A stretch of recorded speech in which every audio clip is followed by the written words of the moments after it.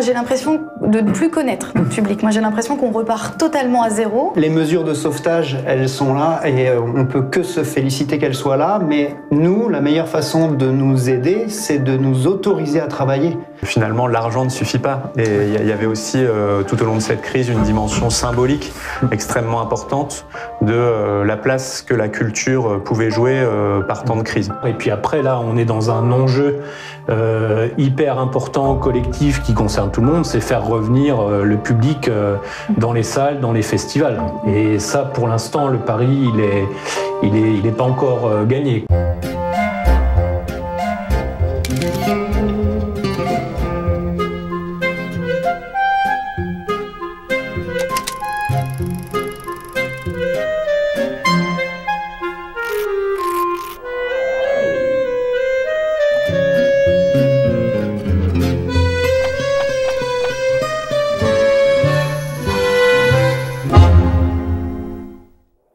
Bonjour et bienvenue sur Profession Culture. Depuis 2 ans, les musiques actuelles vivent au rythme de la crise sanitaire, des restrictions politiques, de protocoles incertains et mouvants. Confinement, fermeture, limite des événements à 5000 voire 1000 personnes, couvre-feu à 20h, 18h, 19h, puis 23h, interdiction de tout concert debout, selon le taux d'incidence ou alors de manière absolue, port du masque, tantôt obligatoire, tantôt non, jauge réduite à 35, 50, 65, 75%, passe sanitaire à géométrie variable ou obligation vaccinale pour tous, bref, les protocoles se sont succédés à une vitesse accélérée et parfois en dépit du bon sens, exigeant une adaptation de tous les instants. En effet, aucune étude sérieuse n'est venue justifier une telle pression sur les lieux et les événements artistiques. À coup de mesures courtes et souvent arbitraires, le spectacle vivant semble avoir servi de variable d'ajustement à un gouvernement en quête de direction. Dernier exemple en date, le Premier ministre a annoncé le 27 décembre dernier, sans concertation et à la surprise générale, une reprise des jauges et une nouvelle interdiction des concerts debout, mesures qui ont été levées le mois dernier. Alors bien sûr, nos dirigeants ont essayé de pallier la situation avec son fameux « quoi qu'il en coûte ». En multipliant les aides, de l'été culturel au FUSAT, en passant par différents plans de relance, ou encore, plus récemment, par le dispositif coût fixe. Est-ce pour autant suffisant ? De programmation reportée 1, 2, 3 fois en concerts annulés, d'artistes sans scène aux scènes peinant à retrouver leur public, les difficultés sont nombreuses aujourd'hui. L'heure est au bilan, en espérant, ceci étant, que de nouvelles restrictions ne s'empilent pas dans les nouveaux mois. Alors pour en parler avec nous, j'ai la joie d'accueillir sur ce plateau Franck Dunat. Bonjour Franck, Bonjour, vous êtes Pierre. Auteur, compositeur, interprète et vous venez de sortir récemment cet album, Le choix de Hobson. C'est cela. Pauline Ruby, bonjour. Bonjour. Vous êtes coordinatrice du festival Terre du Son près de Tours. Exactement. Laurent Dessay, bonjour. Bonjour. Vous êtes président du syndicat des musiques actuelles et directeur délégué du Petit Bain, scène de musiques actuelles à Paris. Et enfin, Boris Collin, bonjour. Bonjour. Vous êtes coordinateur des collaborations intersectorielles à la FEDELIMA, la Fédération des lieux de musiques actuelles. Alors, ma première question, ce serait d'abord de revenir sur ces 2 années qui viennent de passer, qui ont été assez douloureuses, et en me tournant peut-être d'abord du côté de l'artiste, pour savoir comment s'est passé ces 2 années, comment vous avez vécu ces 2 années qui nous ont menés jusqu'ici. Moi, je vais parler à titre personnel. Je sais pas comment tous les artistes de France ont vécu ça. À titre personnel, moi, le tout début n'a pas été si violent que ça. Le premier confinement, je l'ai plutôt bien vécu, mais parce que je pense que je suis auteur-compositeur, du coup, ça m'a permis de créer de nouvelles choses. J'ai beaucoup créé, dont une partie de cet album qui vient de sortir. Mais je pense que là, par contre, je peux parler au nom de tous les artistes. À un moment donné, c'est devenu assez insupportable de plus pouvoir justement jouer toutes ces choses qu'on a créées tout au long de ces mois d'arrêt, quoi. Donc assez pénible. Et puis clairement, le coup d'arrêt, c'est les annonces du 27 décembre où là vraiment, au niveau moral, moi j'ai plutôt tenu, mais là, décembre dernier, ça m'a achevé, clairement. Et par rapport à la question, parce que j'imagine que vous êtes intermittent. Ouais, intermittent du spectacle. Comment ça s'est passé de ce point de vue-là, au niveau des aides et ou des reports de l'année blanche? Ouais, c'est ça. Pour faire très court, nous, les intermittents, nous, on a 1 an pour réaliser un certain nombre d'heures, 507 heures. Et du coup, comme on ne pouvait plus jouer nos spectacles, il y a une mesure qui a été prise, qu'on connaît tous ici, qui s'appelle l'année blanche, et donc qui consistait à décaler cette date anniversaire suffisamment loin. D'abord, c'était le 31 août, après ça a été le 31 décembre, justement.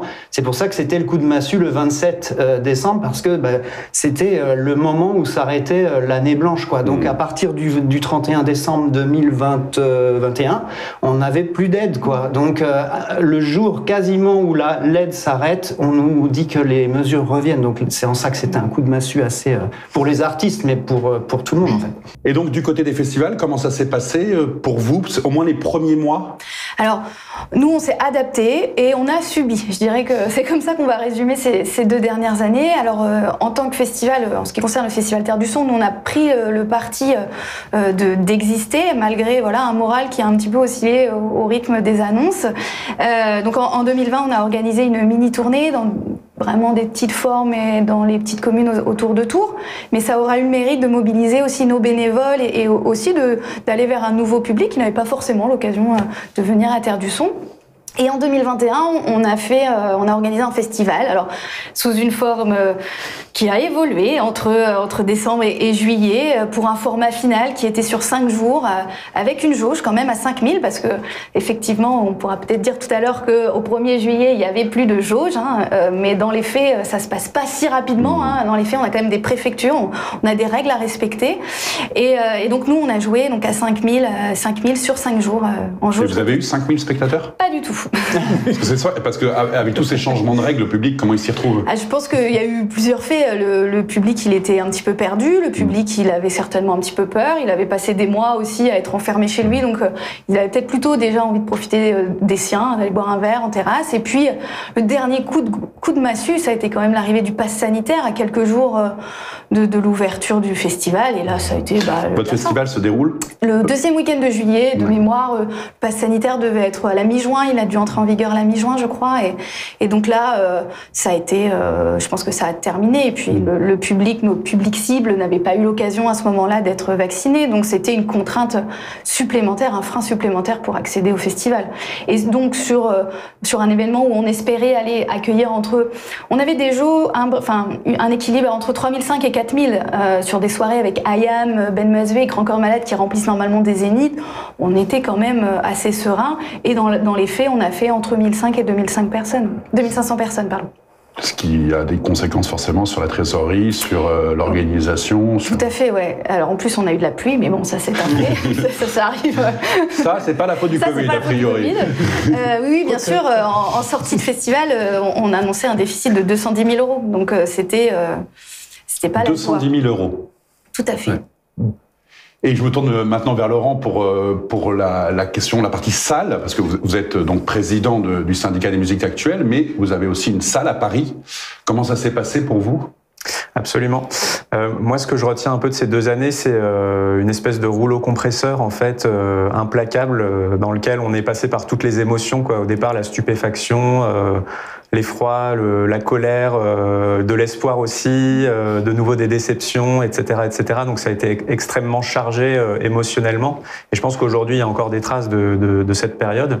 Et puis, Pauline l'a très bien dit, quoi. On a vraiment eu cette rengaine de faire, refaire, défaire, s'adapter un peu tout le temps. Donc c'était extrêmement prenant, extrêmement fatigant. Je crois que sur Petit Bain, on a pas loin de 120 événements en fait qui du jour au lendemain se sont retrouvés impactés par cette crise, parce qu'on a quand même une densité d'activités assez importante.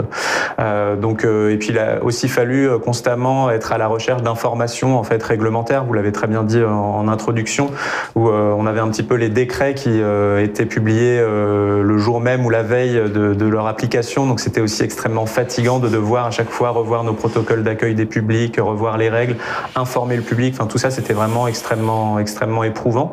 Et puis malgré tout on peut aussi retenir quelques fulgurances dans cette période où on a vu des lieux, des artistes, des festivals, etc.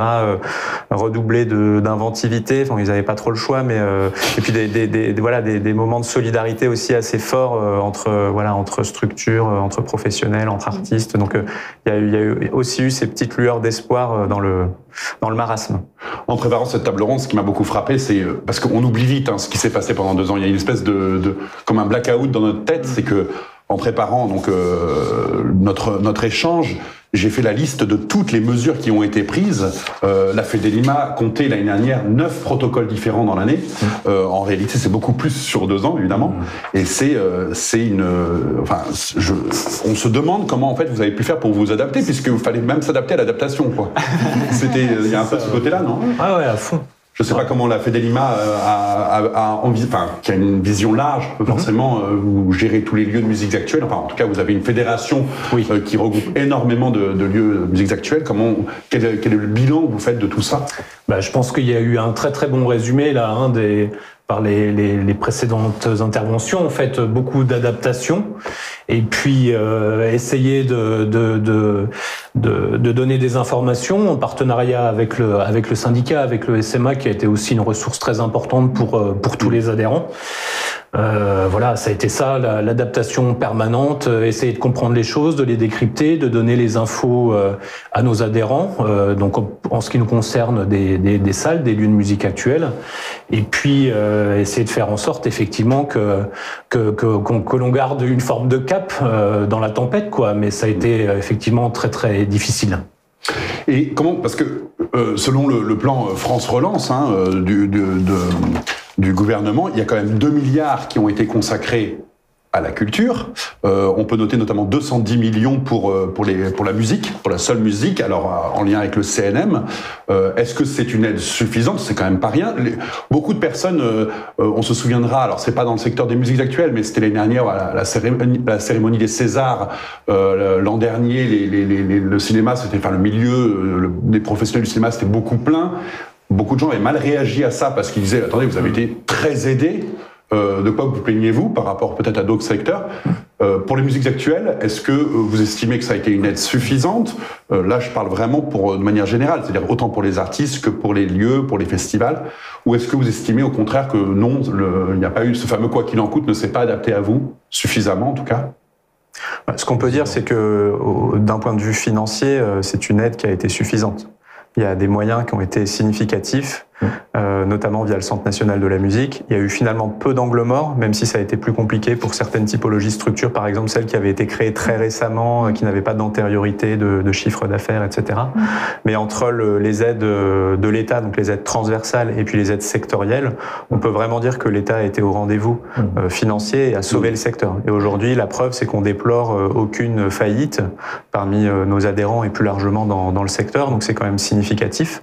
Après, une fois qu'on a dit ça, finalement, l'argent ne suffit pas. Et il y avait aussi, tout au long de cette crise, une dimension symbolique extrêmement importante de la place que la culture pouvait jouer par temps de crise. Et c'est là où, effectivement, on n'a pas vraiment eu on a une sorte de rendez-vous manqué, quelque part, où le gouvernement avait peut-être la possibilité d'affirmer ou de réaffirmer le rôle essentiel de la culture. Et il y a eu ce fameux classement au rang des non essentiels, avec un manque de cohérence de certaines mesures et une stigmatisation qu'on a vraiment ressentie en fait vis-à-vis du secteur culturel et peut-être même encore plus vis-à-vis des musiques actuelles et des concerts debout. Je crois qu'il n'y a aucun secteur d'activité qui a autant montré patte blanche en termes de capacité à respecter des protocoles, à faire des études, des concerts tests, etc., qui ont été plutôt concluants. Et malgré tout, on a toujours été en fait la dernière activité, la première à être interdite et la dernière à reprendre. Et donc ça, finalement, ça a été très difficile. Et aujourd'hui, ça joue encore, je pense, un rôle dans la tête des publics qui se disent salle de concert égale peut-être plus dangereux, alors que, encore une fois, il n'y a aucune étude qui montre ça. Donc ça, c'est vraiment difficile. Pour rejoindre ce que dit Laurent, du côté des artistes, effectivement, le dispositif de l'année blanche, il a existé, il a sauvé, c'est un dispositif de sauvetage, et il a permis de sauver pas mal d'intermittences, parce que comme on ne peut pas se produire, on ne peut pas faire nos heures. Mais il y a eu quelques angles morts, je pense notamment... Les commençants déjà? Les primo-entrants, exactement, ceux qui étaient en train d'élaborer leur premier statut, et ils ont eu vraiment beaucoup de mal. Et puis, par-dessus tout, on connaît tous les idées reçues sur l'intermittence, on en est pas mal victime. Et les mesures de sauvetage, elles sont là, et on peut que se féliciter qu'elles soient là. Mais nous, la meilleure façon de nous aider, c'est de nous autoriser à travailler. Et c'est ça qu'on demandait, nous, depuis 2 ans. On voulait travailler, on ne voulait pas des indemnités, on ne voulait pas des aides financières, on voulait pouvoir jouer nos spectacles. Ça, ce que tu évoques, ça a été exactement ce qu'on a vécu sur la dernière période, suite aux annonces du 27 décembre, où on a été, du coup, alors pas complètement interdit, mais empêché d'exercer notre profession de fait, puisqu'en fait, on ne pouvait pas organiser de concerts debout. Et il y avait des jauges. Et il y avait des histoires de jauges par-dessus tout, mais surtout, nous, la plupart de nos lieux adhérents, les concerts se passent debout. Donc après, même s'il y a eu des adaptations, si pas mal de lieux ont fait le choix de se reconfigurer en assis, faut savoir que ça a des impacts très très importants, parce qu'il y a plein d'artistes de toute façon qu'on pouvait pas reconfigurer comme ça pour des histoires de jauge, parce que passer de la station assise à la station debout, c'est diviser sa jauge par 3. Hein, donc, admettons qu'un spectacle est vendu 600 billets, par exemple, dans une salle de 600. La reconfigurer à 200 assis, ça ne marche pas. On va pas tirer au sort 400 personnes et leur dire bah non, finalement vous n'allez pas venir. Qu'est-ce qui a été fait ? Et ben dans ce cas-là, ça a soit reporté, soit annulé. Hein, donc là, ça a été pour certains artistes à ce moment-là le 3e ou le 4e report depuis mars 2020 quoi. Hein. On va évoquer cette question des reports pour les enjeux actuels. Je crois que par exemple le festival Terre du Son a choisi de rembourser ses festivaliers par exemple ce qui n'a pas été fait partout pour le coup. Non, effectivement dès 2020 on a fait le choix de rembourser les festivaliers. Alors effectivement pour la trésorerie d'un festival c'était pas forcément super, mais on a fait ce choix-là qui a été longuement discuté, tout le monde n'était pas forcément d'accord au départ, mais on voulait déjà, avec le recul, on a bien fait, parce que quand on voit que 2 ans après, certains sont toujours sur la billetterie de 2020, pour le coup, on se dit qu'on a bien fait, mais sur le moment, ça a entraîné beaucoup de questions et on l'a fait parce qu'on se disait, voilà, on va repartir à zéro en 2021 et on veut repartir à zéro et avoir aucune contrainte de quel que soit. Et du coup, c'est pour ça qu'on l'a fait. Et Laurent Doucet, vous parliez de stigmatisation. Moi, ce qui me frappe beaucoup, c'est dans les annonces du 27 décembre, c'est que je le disais en introduction, c'est qu'il n'y a pas eu de concertation préalable. Et ce qui m'intéresserait de savoir, c'est est-ce que, et là je m'adresse peut-être plus à Boris Collin et Laurent Doucet en tant que représentants d'organisation, est-ce que vous avez eu des entretiens réguliers quand même avec le ministère de la Culture, je ne vais pas dire le Premier ministre, mais le ministère de la Culture, ou est-ce qu'à chaque fois, ça s'est fait toujours de manière un peu inopinée, incertaine? Est-ce que vous aviez des réponses? Est-ce que vous étiez respecté en tant qu'interlocuteur? Je dirais que ça a été aussi variable que le Covid, en fait. Il y a des périodes où la concertation a plutôt bien fonctionné et on a pu faire des réunions, y compris à l'Élysée, y compris à Matignon, principalement pilotées par le ministère de la Culture. Et la ministre a quand même été très active et a essayé d'obtenir un certain nombre d'arbitrages. Derrière, on a bien senti que c'était quand même le président, le Premier ministre, la santé, l'intérieur, etc. qui tranchaient. Mais il y a eu des phases de concertation plutôt positives. Et puis, il y a eu d'autres phases où, effectivement, on n'a absolument rien compris à ce qui se passait et le coup près tombait du jour au lendemain.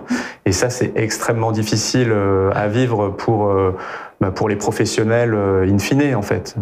Ça, c'était particulièrement vrai, en fait, sur les annonces du 27 décembre, là, qui ont été... Ça, vous y attendiez pas? Personne, là, il n'y a pas eu de concertation sur ces annonces. Et là, vous ne vous en doutiez pas? Non. Malgré la remontée des cas on n'avait pas eu ces signaux-là, quoi. Donc là, ça a été très, très mal vécu et ça a été vraiment un moment très dur, je pense, collectivement, que ce soit... Pour les lieux, pour les festivals aussi, ça a été évidemment un mauvais signal. Pour les artistes, on en a parlé tout à l'heure. Donc ça a été vraiment un épisode très très dur, quoi. Et peut-être le plus dur de la période, moi je le situe vraiment. C'était de nouveau une rechute, quoi. Enfin, c'était un peu le coup de massue final, quoi. C'est comme quand on est malade et qu'on rechute. La première, on se bat, la deuxième, on se bat, puis la troisième, on commence à décliner. Et là, on a senti vraiment un phénomène de lassitude, d'épuisement, même dans la direction des lieux, je pense, et de tous les projets, de plus trop savoir ce qu'il fallait faire sur la période. Vraiment espèce de lassitude que moi ça fait plus de 20 ans que je travaille dans ce secteur-là et j'avais jamais perçu un degré comme ça de morale au plus bas, quoi. Alors je pense que là le temps a passé. Dieu merci, la pandémie recule. Depuis mi-février, il y a eu. Voilà, il y a eu des annonces. Voilà, il y a eu des annonces positives. Alors après, il y a le pass vaccinal aussi, qui est arrivé et qui a été très très difficile aussi, très très compliqué. Là, on est vraiment à la fin de cette période-là. Donc ça, je pense que ça rassure. Après, je pense que l'ensemble du secteur, et à mon avis, ça vaut un peu pour tout le monde. Tout le monde est aussi quand même très prudent parce qu'on n'est pas à l'abri de mauvaises surprises à court, moyen terme avec cette pandémie que personne maîtrise et on sait très bien que ça nous échappe. Il y a ça d'une part et puis après là on est dans un enjeu hyper important, collectif qui concerne tout le monde, c'est faire revenir le public dans les salles, dans les festivals. Et ça pour l'instant le pari il est pas encore gagné, quoi. On voit qu'il y a eu vraiment du dégât, certainement difficile à analyser, des pratiques différentes prises par les gens. Laurent en a parlé tout à l'heure, on a été quand même stigmatisé pendant longtemps, donc comme un secteur potentiellement, j'ai envie de dire, à risque, alors que c'est absolument faux. Voilà, donc en tout cas, on a besoin là d'avoir maintenant un soutien qui évidemment financier pour continuer à soutenir cette période-là de relance qui va être difficile, faut pas se mentir, en 2022. Mais là, on a surtout besoin de symbolique, de revenir sur des messages positifs et ces messages peuvent aussi être portés au plus haut niveau pour faire en sorte que les gens ressortent, refréquentent les lieux de culture, quels qu'ils soient, et si possible, évidemment, en particulier les festivals et les salles de musique actuelles. C'est assez frappant parce que évidemment l'approche que je privilégiais même moi, c'était l'approche évidemment des restrictions politiques et aussi de l'approche économique. Or vous insistez beaucoup sur la dimension symbolique. C'est vraiment quelque chose qui a aussi mis à terre le milieu. Je pense que ça, c'est effectivement ce qui a été le plus mal vécu et ce qui fait le plus, ce qui a fait certainement le sentiment de lassitude et d'épuisement, c'est effectivement cette espèce de paradoxe où Laurent l'a très bien dit. Je pense que les mesures de soutien économique pour laisser personnes sur la route, elles ont été vraiment mises en place, plutôt concertées, que ce soit avec le ministère, avec le Centre national de la musique. Il y a vraiment eu beaucoup de réactivité, d'écoute, de concertation là-dessus, et je pense qu'on est collectivement, on a vraiment réussi à s'en sortir, mais c'est effectivement sur cette espèce de symbole d'être non essentiel, puis stigmatisé comme dangereux. Si vous voulez, ça laisse des traces. Vous l'avez vraiment vécu comme ça, d'être considéré comme dangereux? Ouais. Enfin, en tout cas, à titre personnel, moi, oui. Et c'est pas fini. Je pense que ça, on va le payer des années. On va le payer au moins sur 2022, voire même 2023. Si vous voulez, je pense qu'il y a un comparatif avec la bourse un peu où on sait que la confiance dans les marchés est très importante. Et là, en fait, il y a un peu la même chose. On a besoin que les gens aient confiance dans le fait de venir à un spectacle et que ça va bien se passer. Et les aides, elles donnent pas de confiance. Elles donnent de l'argent et c'est super, encore une fois. Mais là, on a besoin que le public ait confiance en nous et qu'on refasse ensemble des spectacles. Alors, on va parler... Oui, pardon. Ce qu'il faut bien comprendre, c'est que ce qu'on a vécu là pendant cette période Covid, ça s'inscrit, je pense, dans un phénomène plus global et plus long dans le temps, où on a déjà vécu successivement un certain nombre de mesures assez difficiles pour le secteur, à travers toute la sécurité et la sûreté Vigipirate. Depuis 2015, oui. À travers la réglementation sonore, à travers une circulaire qui s'appelait la circulaire Collomb et qui imposait aux manifestations en plein air des frais en fait de sûreté qui étaient facturés selon le bon vouloir du préfet. Donc ça, c'était déjà très difficile. Ensuite, la loi sécurité globale qui permet dorénavant le port d'armes des agents hors service dans nos lieux. Tout ça, ça concourt, je pense, d'une sorte d'atmosphère assez difficile, anxiogène, pour les professionnels et pour les publics. Et puis, là, Boris l'a très bien dit, et les autres collègues, ça a été vraiment la cerise sur le gâteau. Et finalement, ça s'inscrit dans un phénomène un peu plus durable.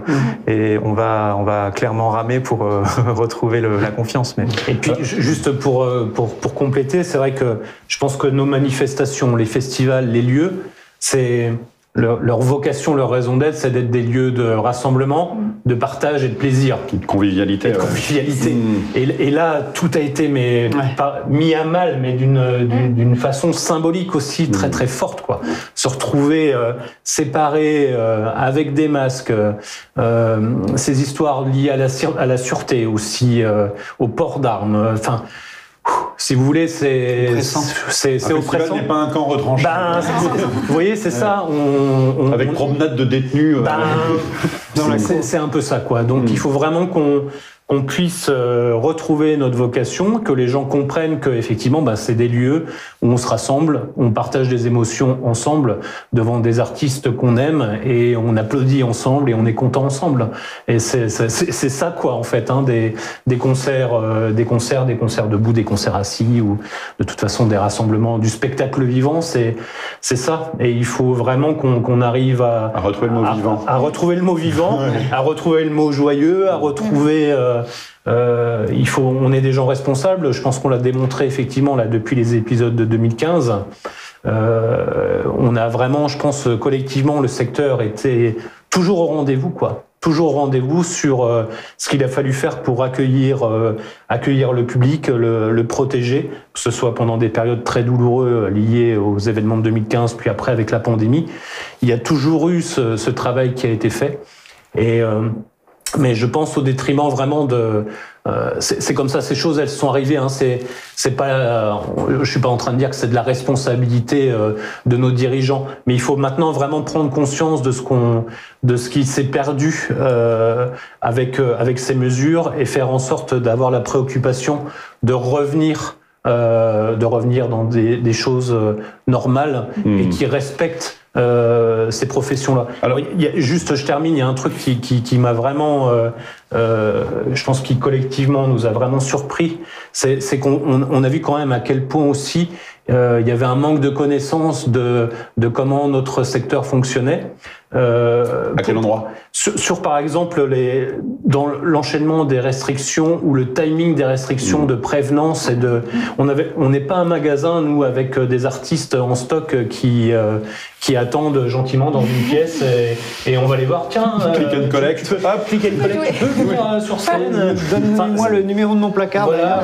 Alors maintenant, si tu pouvais interpréter un petit morceau de guitare, ça marche pas comme ça. Ça demande des mois pour se remettre en route.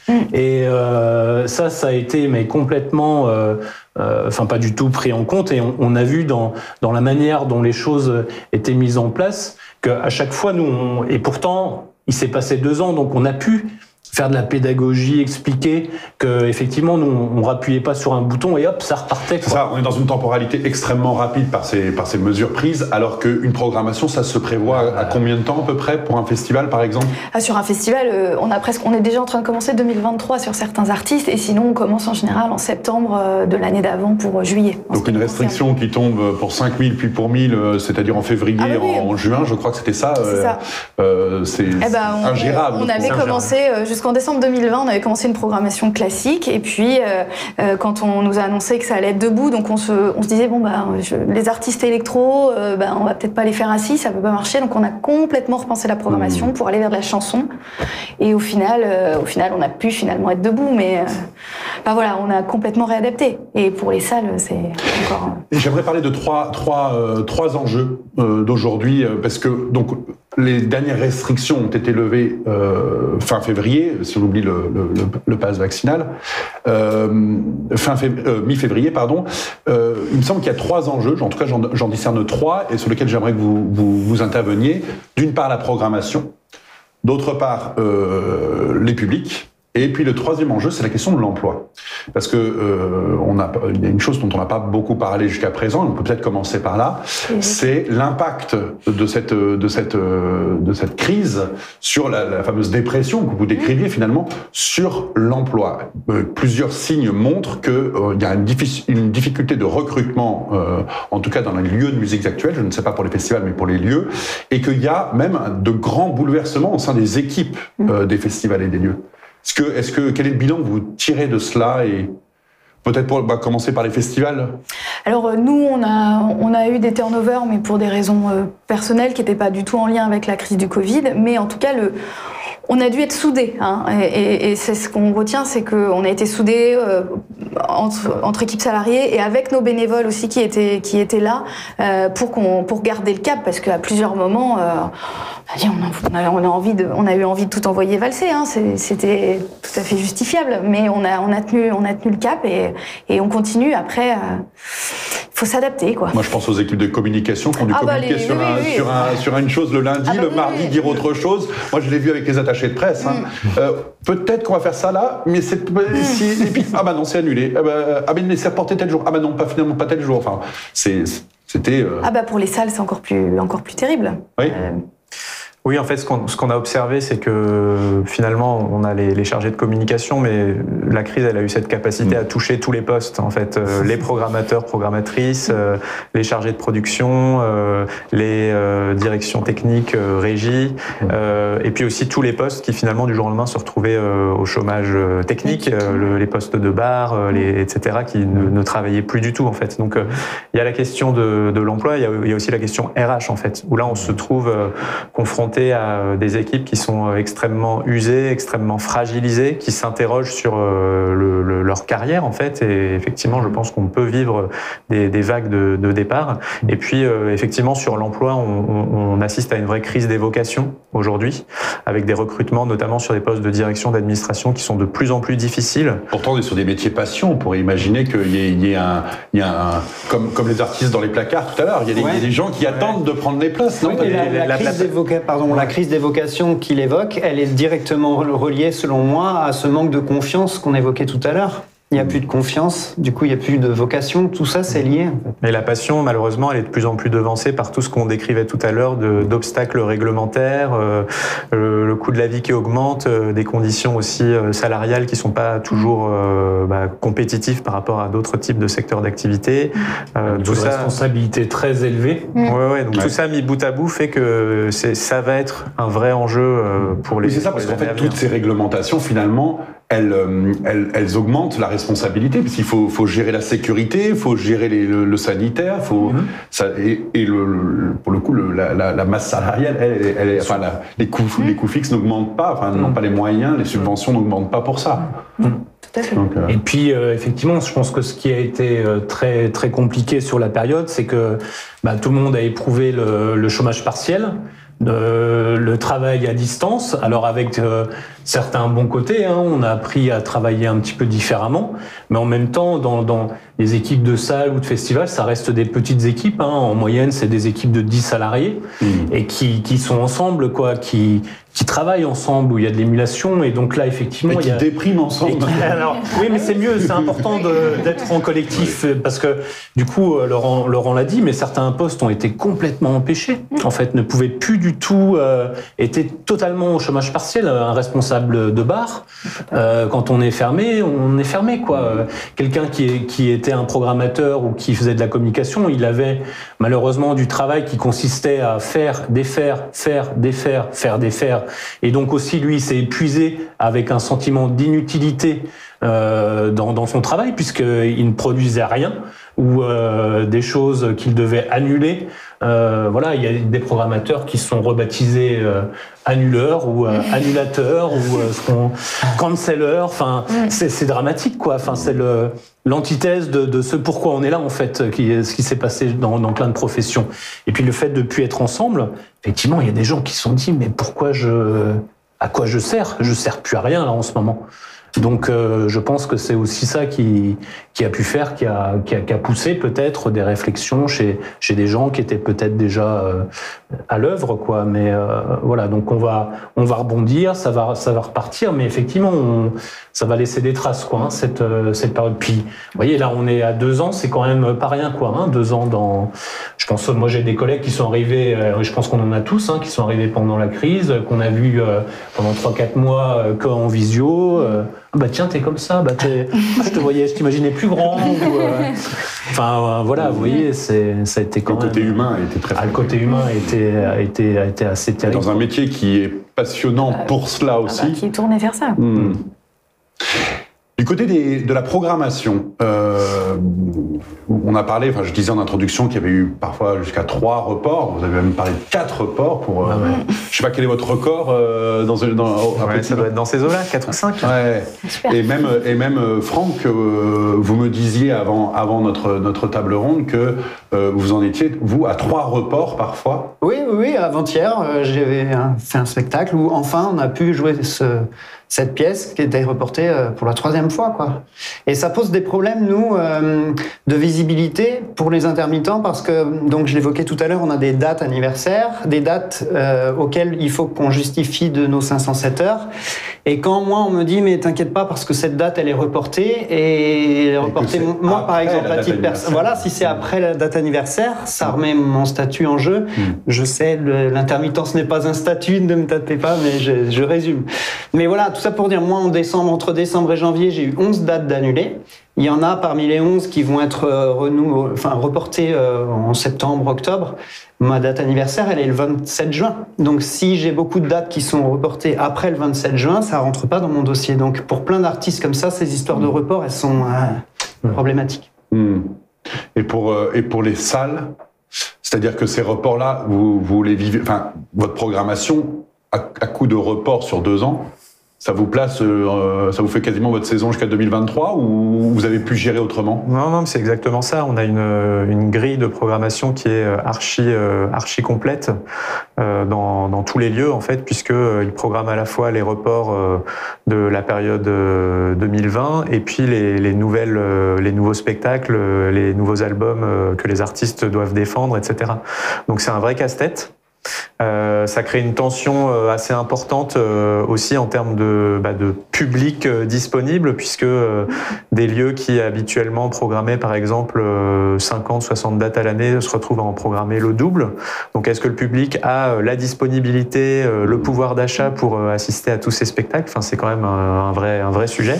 Et puis effectivement, oui, ça recrée aussi des tensions dans les équipes, puisque elles se retrouvent un peu à devoir travailler et mettre les bouchées doubles. Donc effectivement, c'est un vrai casse-tête.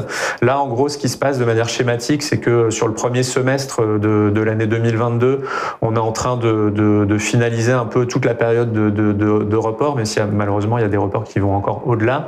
Et puis à partir du dernier trimestre de cette année, on va commencer enfin à avoir des nouveaux spectacles. De façon schématique, parce que c'est ça qui est terrible, en fait, c'est que les artistes, vous le disiez tout à l'heure, ont créé pendant cette période parce qu'ils n'avaient que ça à faire, ne pouvant pas jouer, et vous retrouvez-vous avec des masses de créations qu'on vous propose et vous êtes toujours en train d'essayer d'écumer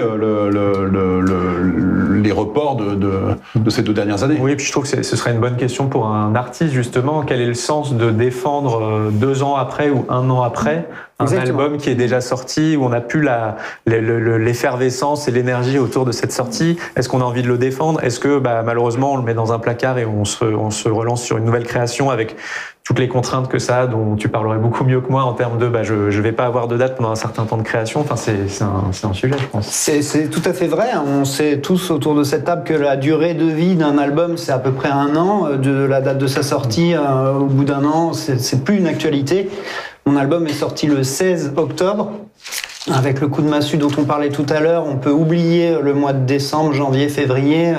Cet album, il a très peu joué, alors qu'il a déjà 5 mois. Donc, je suis encore dans de l'actualité, mais le temps passe et il va bientôt être périmé avant même d'avoir eu sa chance, en fait. Et pour les festivals ? Pour les festivals aussi, on s'est retrouvés. Alors, c'est plus. Nous, on a une grande part de notre programmation qui est dédiée à la découverte régionale et locale. Et du coup, c'est surtout sur cette programmation-là où on fait face à des reports. Et même cette année, il y a des artistes qui, du coup, on a que 3 jours, nous, pour les faire jouer. Donc, ils sont pas forcément disponibles. Donc, on a déjà des choses qui sont bookées pour 2023 d'artistes qu'on n'a pas pu faire jouer en 2022 ni en 2021. Donc, c'est à une autre échelle. C'est différent, mais on a cette problématique-là aussi. Et récemment, la Fedelima et le SMA ont co-signé une tribune sur la question des retours du public, disant que, grosso modo, c'était très bien que toutes les restrictions soient levées, mais qu'il se trouvait que le public ne revenait pas à la même hauteur, évidemment, et j'en veux pour preuve. Alors après, vous pouvez discuter de ce chiffre qui date un peu, c'est un rapport du ministère de la Culture qui date de septembre dernier, qui disait que 42%, là je parle pour les festivals, 42% ne comptent aller moins en festival qu'avant la pandémie. 42% de ceux qui étaient habitués à y aller. 42%. C'est énorme. C'est inquiétant. Bon courage. Donc, par rapport à ces publics, peut-être la première question, de nouveau, je me tourne vers vous, Pauline Ruby, c'est est-ce que vous sentez vous avez ouvert déjà la billetterie, est-ce que vous sentez un impact et si oui ou non, qu'est-ce que ça dit pour la suite? Alors déjà, avant ça, moi j'ai l'impression de ne plus connaître notre public. Moi j'ai l'impression qu'on repart totalement à zéro. Déjà dans l'organisation du festival, il y a des rouages qu'il faut remettre en place. Et le public, alors aujourd'hui, à l'heure où on se parle, on est sur des ventes de billetterie qui sont à peu près équivalentes à des éditions comme 2018-2019, on pourrait se dire c'est pas si mal, sauf que dans les faits, on a annoncé notre programmation beaucoup plus tôt. Dans les faits, on voit qu'il y a des gros festivals, des gros mastodontes qui ont vraiment mis beaucoup d'argent sur la table et qui ont eu des programmations énormes. Et nous, derrière, plus petits festivals, est-ce que, comme on en parlait, le pouvoir d'achat sera suffisant pour faire aussi des petits festivals comme les nôtres? Voilà, donc il y a beaucoup de problématiques et d'incertitudes. Oui, parce qu'avant, un festivalier pouvait enchaîner 4 ou 5 festivals. Il y a 10 ans, ouais. Enfin, moi, quand j'ai commencé, effectivement, alors qu'aujourd'hui, avec la réduction du pouvoir d'achat, il y a moins de... Et puis, le coût des festivals a aussi augmenté, en lien avec les cachets artistiques qui augmentent, en lien aussi avec les coûts de sécurité dont on parlait, etc. Forcément, il y a un impact sur le prix du billet, même si, en ce qui nous concerne, on essaie toujours de le moins impacter possible, mais il a forcément augmenté un petit peu. Donc, Parce qu'aujourd'hui, un festival sur 3 jours comme le vôtre, de taille moyenne, c'est combien le pass pour les 3 jours? Le tarif, il est à 90 € les 3 jours. D'accord. Donc on reste sur une base d'un festival moyen, parce qu'on a des festivals aujourd'hui qui montent jusqu'à 200 ou 250 € le week-end. Donc c'est énorme. Et dans les salles actuellement, vous le ressentez, cette absence du public? En fait, on va le dire très clairement. Là, je parlais d'un chiffre des festivals, mais dans je crois que pour les musiques actuelles, c'était presque 40%. On est un peu en dessous, mais c'est presque le même ordre, quoi. En fait, il y a différentes temporalités. Effectivement, de manière générale, on constate que le public n'est pas au rendez-vous. En tout cas, est moins au rendez-vous qu'avant. Achète ses places un petit peu au dernier moment aussi. Donc sur les chiffres de prévente, on est toujours très inquiet jusqu'à la veille, voire le jour J, où là les ventes décollent un petit peu, mais c'est pas toujours évident. Après, on en revient encore à ces annonces du 27 décembre qui ont cassé la dynamique, parce que ce qu'on observait en septembre-octobre, c'était que septembre était extrêmement moyen, octobre où les publics commençaient à revenir dans les salles, novembre c'était mieux, et puis ensuite il y a eu une succession de mesures qui ont fait qu'on a de nouveau perdu la confiance. Donc là, on va être optimiste et on va se dire que ça repart relativement timidement, mais que dans les mois à venir, les gens vont quand même avoir envie de venir dans les lieux, de venir sur les festivals, et donc on espère vraiment que ça reparte. Il ne faut pas se contenter de concerts en streaming. Voilà, exactement. Ça, on en a fait une overdose. Je pense quand même. Et on est quand même assez optimiste. Je pense que de toute façon, les gens ont besoin de se retrouver, de vivre ces moments assez uniques. Donc on va dire que ça va reprendre et on va faire une sorte de prophétie autoréalisatrice. C'est peut-être un petit peu plus essentiel qu'on le pensait. C'est la méthode Coué. Ça va marcher. Ça va marcher. Non, mais de fait, c'est le principe, c'est aussi là où vous avez été victime, c'est que tout principe de communication, et les politiques le savent très bien, puisqu'ils annoncent toujours leurs réformes par un sous-ministre, puis par un ministre, puis par le Premier ministre, et ça prend des mois pour que ça s'installe dans la tête. C'est ce qui s'est passé avec le pass sanitaire. Donc la petite musique, elle a commencé très tôt, en fait. On se disait non, oui, jusqu'à ce que même la ministre de la Culture dise à un moment, je serai contre, mais bon, si on doit le faire, hop, petit décalage, et petit à petit, on y arrive. Donc, c'est ce qui est valable pour le temps politique, pour le coup, est valable pour toute chose, c'est-à-dire qu'il faut un temps d'adaptation des publics pour qu'ils reviennent, d'où cette montée en septembre, octobre, novembre, quand on pensait que c'était reparti à la normale, j'imagine. Tout à fait. Oui, tout à fait. Et dernière question que j'aurais envie de vous poser à tous les quatre, c'est quand est-ce que vous pensez qu'il y aura un retour à la normale? Alors la normale, c'est-à-dire en fait, dans vos indicateurs d'aujourd'hui, qu'est-ce qui vous fait penser que ça pourrait redevenir normal et quand? Je crois que superstitieusement, personne n'a envie de répondre à cette question. On a tellement peur. En admettant qu'il n'y ait plus de restrictions politiques. Moi, je dirais que si vraiment on va se souhaiter collectivement qu'il n'y ait plus de variants, qu'on en sorte, que j'espère dès cet été pour nos collègues des festivals. Voilà, je pense que ça peut démarrer, je le souhaite en tout cas, j'espère que les gens seront au rendez-vous, en particulier sur les gros festivals d'été, enfin la masse aussi de festivals d'été, il y en a vraiment beaucoup, donc j'espère que les collègues des festivals dès juillet, en gros dès juin, pourront profiter d'un public revenu en masse et profiter de ces expériences incroyables que sont les festivals. Et puis pour les salles, plutôt l'automne, du coup, puisque en général, il y a selon les villes, mais il y a quand même souvent un temps de pause l'été pour les salles, puisque c'est la période des festivals et du plein air. Et donc j'espère que pour les salles, ce sera cet automne. Mais il faut que tout reste bien aligné. Et donc ça, malheureusement, je pense que personne ne peut le maîtriser. Mais on va se souhaiter ça en tout cas. En tout cas, nous, les salles, les organisateurs, les professionnels, on est en ordre de marche pour que les spectacles soient les plus normaux possibles. Donc on attend les publics et on est prêt, quoi. Parce qu'il y a quand même, dans ma question, en fait, il y avait en arrière-pays, il y avait toujours ce rapport France Relance, ces 2 milliards, c'est sur l'année 2021 et 2022. C'est-à-dire que 2023, en tout cas à ce stade, il n'y a pas d'aide. Donc ça veut dire qu'est-ce qui se passe si ça frotte encore cette année? Est-ce qu'on a les reins pour supporter ça aujourd'hui dans les lieux et dans les festivals? Ça dépendra de comment se passe 2022 déjà et à quel point c'est une catastrophe ou pas. Déjà, la première question, c'est ça. Mais oui, 2023 nous inquiète forcément parce qu'il y a plusieurs facteurs. Mais lesquels, par exemple? L'augmentation des cachets artistiques, cette course aussi, un événement comme le nôtre, on ne peut pas surenchérir d'année en année. Si on parle de la programmation, nous, sur 2022, on a doublé, par exemple, par rapport à 2019. Alors, on a fait ce choix-là parce que reconquête. Vous avez doublé vos coûts de programmation en cachet artistique. En cachet artistique, parce qu'on a la volonté aussi de reconquérir notre public et puis en termes de catégorie d'artistes, si je peux dire ça, les coûts ont augmenté aussi, donc on n'a pas vraiment le choix. Mais on va pas pouvoir escalader comme ça tous les ans, c'est pas possible. Donc du coup, il y a cette problématique-là. Et puis si 2022 est un échec, notre asso devrait avoir les reins pour une année supplémentaire, mais pas plus. D'un point de vue économique, le retour à la normale, en fait, il est inenvisageable dans les prochaines années. On a la crise qui va avoir des impacts extrêmement durables.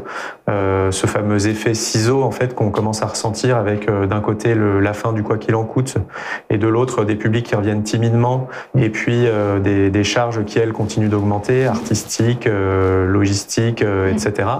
Des entreprises, des associations qui se sont endettées aussi pendant cette crise en faisant des prêts garantis par l'État, qu'elles savaient pas vraiment comment ils allaient être remboursés. Et donc cet endettement, il va se faire sentir au cours des prochaines années, sachant que nos structures, dans leur nature, ne sont pas faites pour générer des marges significatives. Donc elles vont avoir à la fois à couvrir leurs charges habituelles et en plus à se désendetter. Donc le retour à la normale économique, il n'existe pas.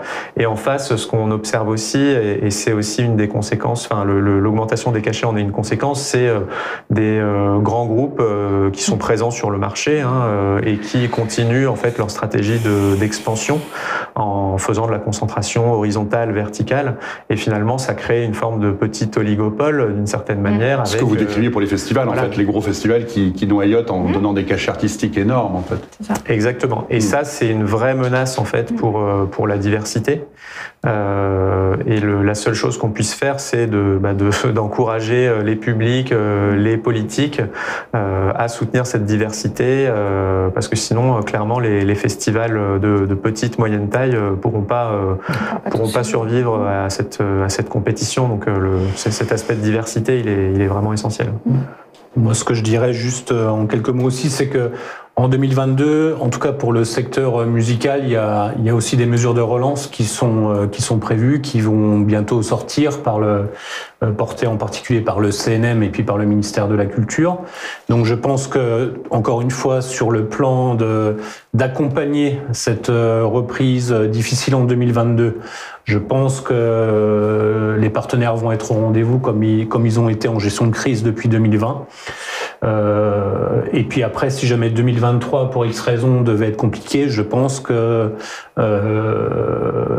il y aura toujours cet accompagnement. En tout cas, à court terme, je sens pas même si c'est la fin du quoi qu'il en coûte, en tout cas, on voit qu'il y a quand même les choses ont été comprises et sont accompagnées.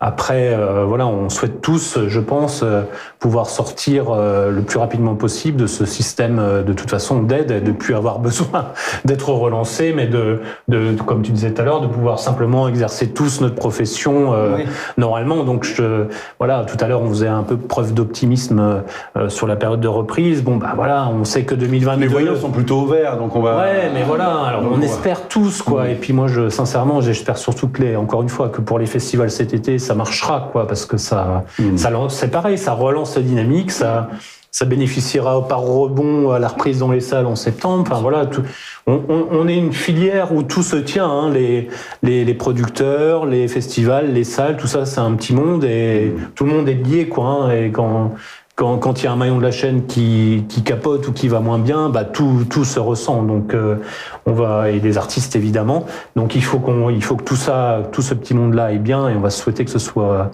dès cet été. Mais ça peut prendre du temps. Mais sur 2022, je pense qu'il faut pas, en tout cas sur les mesures d'accompagnement à cette relance difficile. Je pense que normalement ça devrait être au rendez-vous. Après, bah ce sera à nous de garantir s'il y a besoin que ça continue en 2023, quoi. Merci beaucoup à tous les quatre. C'était une petite note positive qui, quand même, après toutes les difficultés vécues. Je rappelle l'album de Franck Dunat. Il est sorti en octobre dernier, mais il est toujours d'actualité, c'est bien noté. Donc le choix de Hobson. Petite question finale que je vous ai proposé à tous les quatre de nous présenter une œuvre d'art que vous avez vue, lue, entendue. J'imagine entendue, vu la tonalité de la table ronde récemment, et que vous aimeriez partager à nos téléspectateurs. Donc peut-être Franck pour commencer. La dernière œuvre, moi je vais carrément conseiller toute l'œuvre d'un artiste que j'aime vraiment particulièrement qui s'appelle Ben Mazué. Son dernier album en date est formidable, mais de toute façon, s'il y a des téléspectateurs qui connaissent pas, vous pouvez piocher n'importe quel album de cet artiste.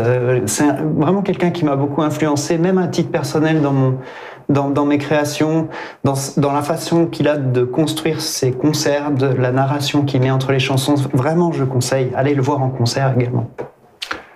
Laurent ? Oui, moi j'ai choisi un artiste de Newcastle qui s'appelle Richard Dawson, parce que c'est le souvenir d'un des derniers lives du Monde d'avant sur Petit Bain en février 2020. Eh ben, je vais proposer d'écouter un petit extrait, et puis après vous pouvez nous expliquer ce que vous avez aimé dans son concert et son œuvre.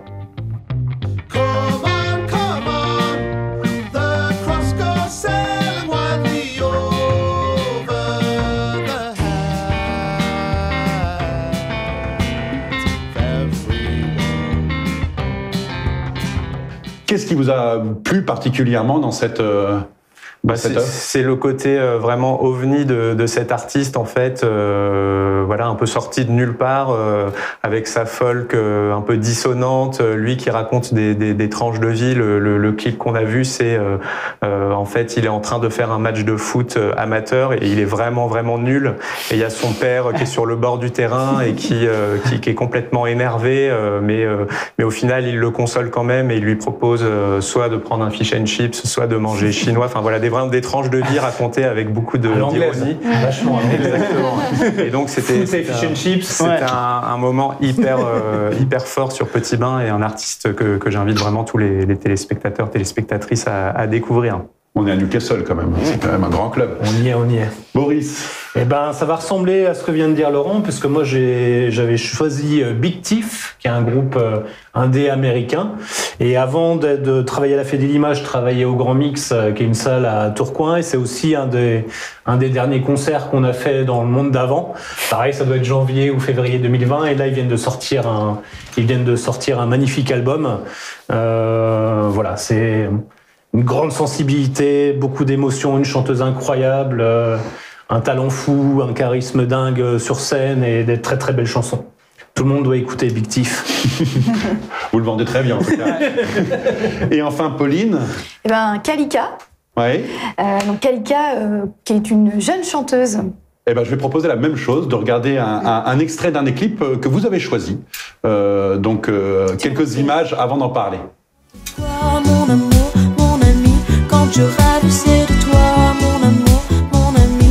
Quand je chante, c'est pour toi, mon amour, mon ami. Je ne peux vivre sans toi, mon amour, mon ami. Alors, Kalika.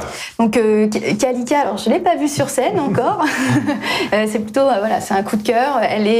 Elle produit une musique rock avec des influences un peu punk, parfois électro, et des textes osés, voire un peu trash. Et je trouve que voilà, elle fait du bien. Ses clips sont extrêmement beaux et j'ai hâte de la voir sur scène. Si tout va bien, je la verrai en mai. Et l'album vient donc tout voilà. juste de sortir. Vous pouvez le montrer à la caméra. Kalika. Encore une fois, merci à tous les quatre. Merci. À Yvan à la réalisation, merci à Hugues Douartin, mon collaborateur du jour, merci à Marine Chantegrel, notre directrice de production, merci à Clément Monnier, notre producteur, et je vous souhaite une bonne journée à tous.